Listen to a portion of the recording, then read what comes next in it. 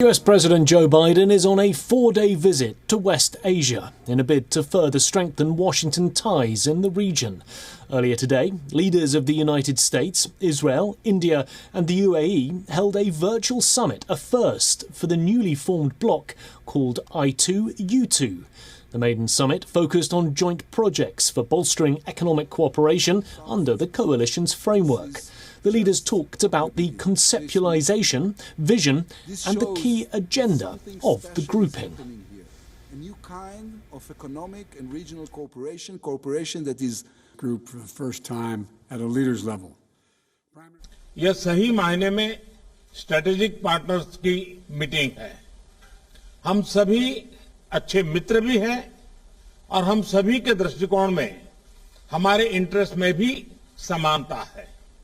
Excellencies, your highness, आज की इस पहली समिट में से ही I2U2 ने एक सकारात्मक एजेंडा स्थापित कर लिया है।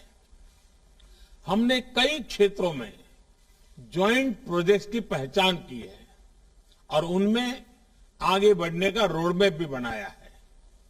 I2U2 फ्रेमवर्क के तहत हम जल, ऊर्जा, परिवहन, स्पेस, स्वास्थ्य और खाद्य सुरक्षा के 6 महत्वपूर्ण क्षेत्रों में जॉइंट इन्वेस्टमेंट बढ़ाने के लिए सहमत हुए हैं। The challenges we face in the world, our world in the 21st century, demand that we find new ways of working together. Whether it's accelerating climate crisis, dealing with the accelerating climate crisis, which is being felt here in the Middle East every single day, or growing food insecurity and volatile energy markets, made worse by Russia's brutal and unprovoked attack against its neighbor Ukraine. Or, as we've all experienced firsthand over the past 2 years, tackling the health security needs and economic fallout from the global pandemic. All these issues require cooperation and coordination, and none of us can mount a comprehensive response on our own. And the more we work together, the more we'll see the benefits multiply and grow to advance our shared commitment to peace, stability, and growing prosperity. They all go together. This group was born several months ago during a dinner at the home of the UAE ambassador in Washington, D.C. We sat around the table and spoke about how, after we get control over the pandemic, anyone trying to go back to how things used to be would fail. Anyone who understands that we live in a new world with new challenges would succeed and flourish. That dinner was on a Wednesday evening. A few days later, in what might be a world record in the field of international relations, my friend Dr. Jaishankar, the Minister of External Affairs of India, was already in my office in Jerusalem. Tony Blinken and Sheikh Abdullah bin Zayed were on Zoom, and we held the first summit of this Quad, the I2U2 Forum. This summit is a clear evidence of the great opportunity for cooperation between countries and economies with shared value and goals centered around peace, tolerance, and prosperity. Well, lots to unpack there, and for more details on all of it, we're joined by our correspondents Jody Cohen from Jerusalem, Sidnat Sibal from New Delhi, and Susan Tarani from New York City. Well, Jody, let's start with you. Obviously, an important agreement between these 4 nations. How does it help them exactly in forming this cooperation?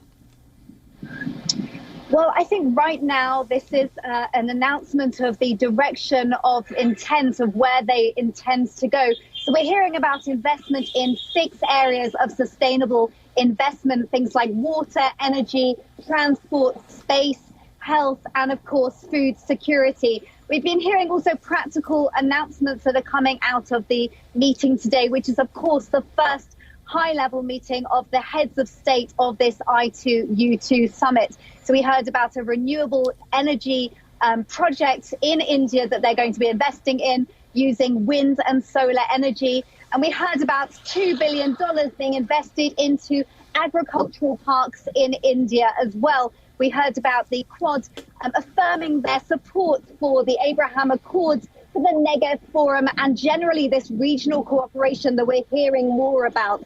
And also about the idea of India joining the agricultural innovation mission for the climate initiative, the Aim for Climate. So really, at the moment, this is like a direction of intent. We're going to be seeing practical projects where the countries are going to be working together as well. And it seems to be not just about innovation, not just about the economy, but also working together, using the strengths of each of the countries. As Prime Minister Lapid said, together as a whole is greater than the individual parts, and really trying to find solutions to the biggest challenges facing the world today, like climate change, like pandemic preparedness.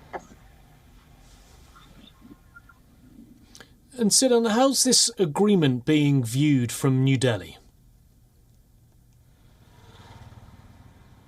Well, very positively, given the fact that the joint statement, the heart of joint statement is India in terms of the projects, two projects which Jori mentioned on clean energy, the establishment of project in Dwarka in the western state of Gujarat here in India. And secondly, when it comes to food parks, something, of course, that is not only going to help India, but also the region and West Asia.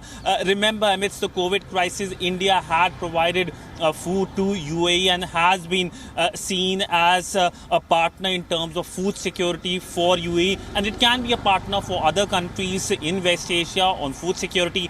And as President Biden pointed out, that India is a major producer of food. Now, primarily the orientation of this grouping is economic cooperation, and we will see more practical announcements, more projects being announced where private sector will play a key role, as the joint statement mentions. In fact, the joint statement mentions India 10 times, the maximum number of times any country of the four countries have been mentioned. So it shows that how India is today at the heart of this summit, and also being seen very positively. In fact, it's music to ears when it comes to officials here in Delhi in the aftermath of outcomes announced regarding the West Asian Quad or the I2U2. And Susan, turning to you in New York City, President Biden has obviously faced a lot of criticism for taking part in this trip. Is this agreement in Israel likely to calm any of that criticism? Right. You know, Nick, this is a fresh new partnership. And as you mentioned, President Biden has been beaten and battered at home. Foreign policy-wise, this is President Biden's first trip to the Middle East, and it also comes almost 1 year after America's faulty withdrawal from Afghanistan. So this particular meeting is also important to reassure America's allies in the Middle East and Asia of America's commitment to that region. It's also important to note that America wants to bolster its efforts to contain China's influence in Asia and the Middle East, notably in the Middle East.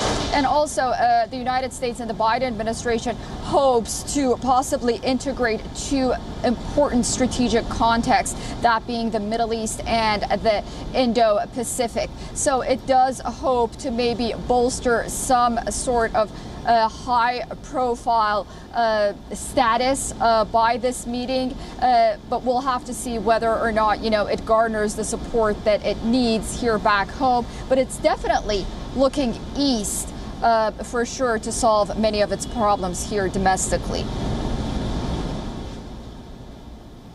Well, thank you very much for all three of you. Siddhan, we're going to let you go. Susan and Jody, if you could hang around, we'll come back to you in a few minutes' time when we discuss our next story.